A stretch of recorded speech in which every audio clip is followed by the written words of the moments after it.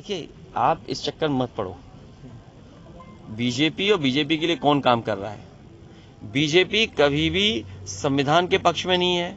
BJP बाबा साहब भीमराव अम्बेडकर जी के माध्यम से जो हमें अधिकार मिले उसके पक्ष में नहीं है। अभी महंगाई चरम सीमा पर है, आपकी बेरोजगारी चरम सीमा पर है, अभी न्याय नहीं मिल रहा है और देखना बहुत दिनों बाद आपके वोट डालने का अधिकार भी छीन लेंगे। क्या रामपुर में आपने नहीं देखा? क्या मैनपुरी में आपने नहीं देखा कि कितनी फौज लगाई गई थी?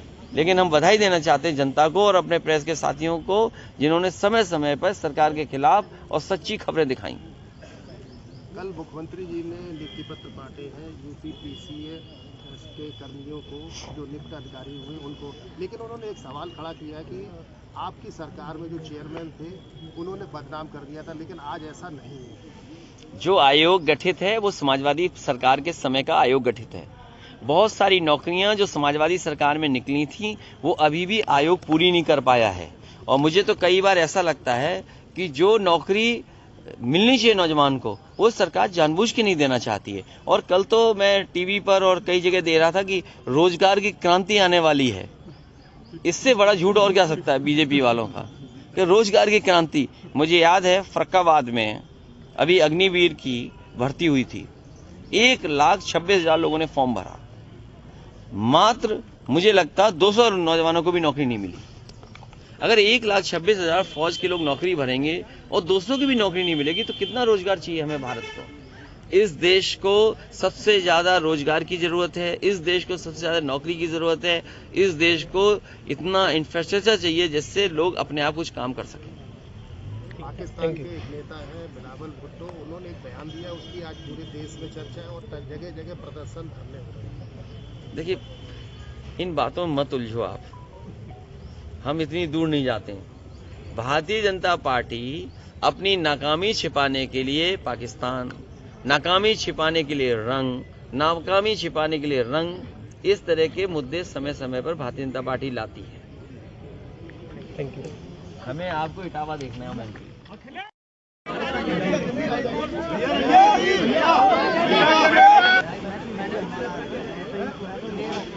राहुल भी आया होगा।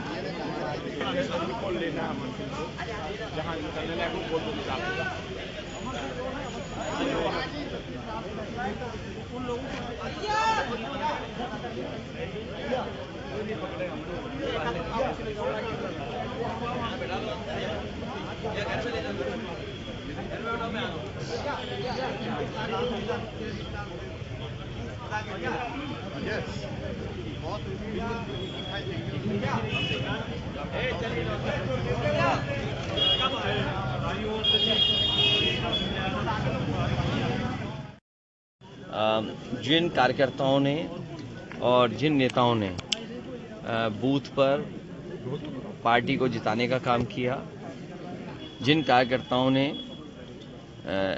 जनता के पास जाकर के और समाजवादी पार्टी के पक्ष में लोगों को जोड़ने का काम किया, उन कार्यकर्ता नेताओं से आज मुलाकात थी। क्योंकि करहल विधानसभा ने अच्छे वोटों से समाजवादी पार्टी को जिताया। जसवंत नगर के बाद अगर किसी विधानसभा ने सबसे अच्छे वोट देकर के जिताया तो वो है करहल विधानसभा।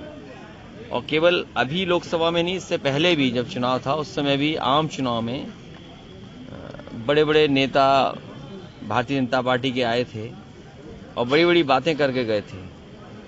उसके बाद भी जनता ने समाजवादी पार्टी की मदद की।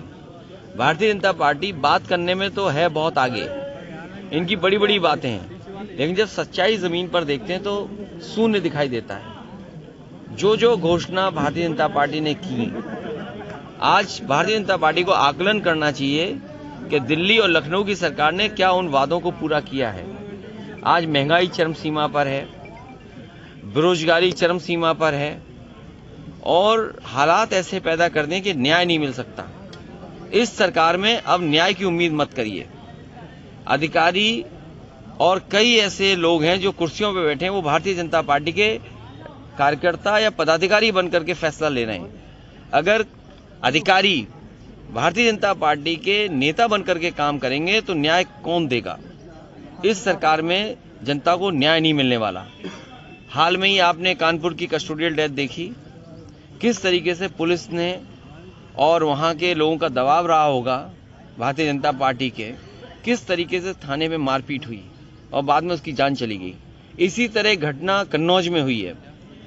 कन्नौज में जो घटना हुई है उसका अगर दोषी कोई है तो वहाँ का विधायक, जो महिला विधायक हैं वो, और जिलाधिकारी।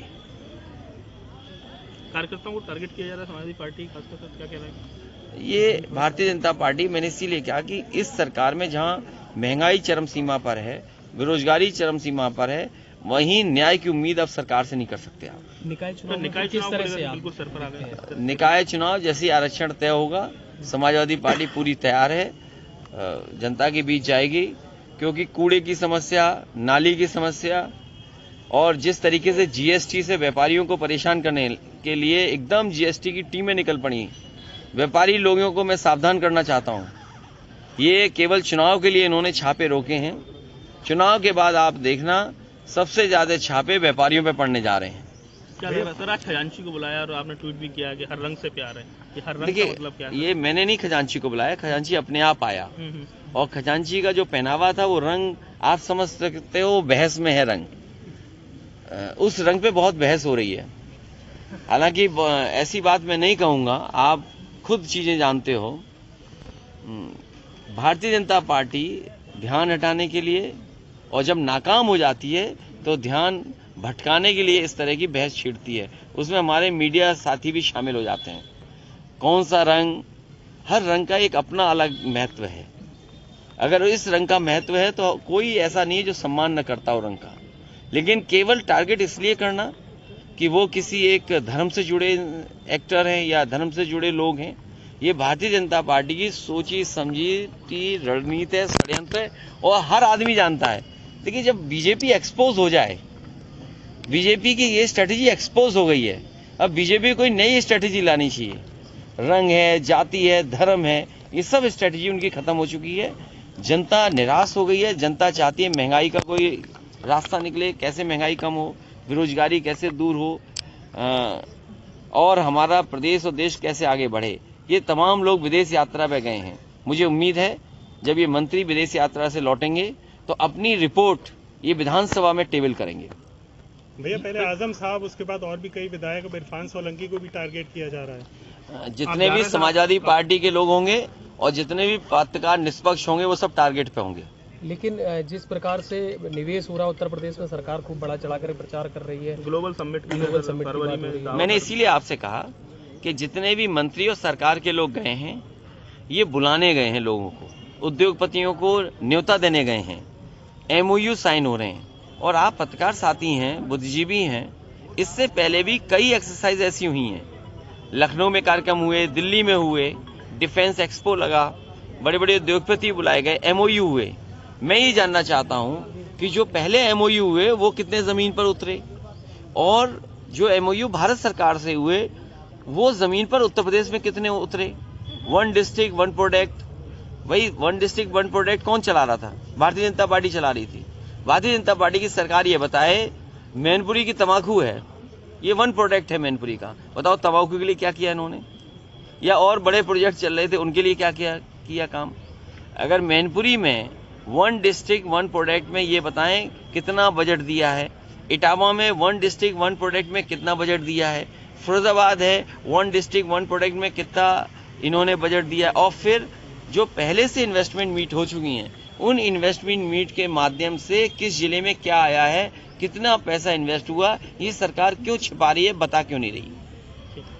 चाचा शिवपाल जी को सर क्या? अरे अब क्या बता रहे हो, वो तो चाचा साथ आ गए, अब क्या बोल रहे हो? जिम्मेदारी आप देने वाले? हाँ, पूछिए कोई जानकारी वाला इंटेलिजेंट सवाल।